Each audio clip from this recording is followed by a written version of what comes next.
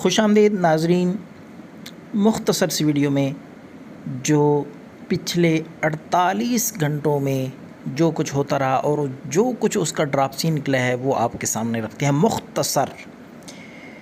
जब तक मुफ्ती तारक मसूद साहब जेल में रहे, मिर्ज़ा जहलमी को जुर्रत ना हुई सामने आने की, लेकिन जब ही वो यहाँ से चले गए, उनके जाने के फ़ौरन बाद इंजीनियर मोहम्मद अली मिर्ज़ा ने बयानबाजी शुरू कर दी। वही अपनी पुरानी रवश और उसी आदत के मुताबिक सब कुछ घर में बैठ के, दुबक के बैठ के सुनने देखने के बावजूद उसे हिम्मत तो ना हुई सामने आने की, लेकिन जाने के बाद उसने जो प्रोपेगेंडा शुरू किया है वो सुनने के देखने के लायक है।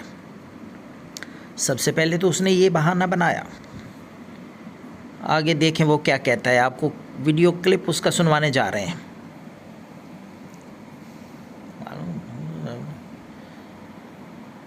उसकी बात नहीं,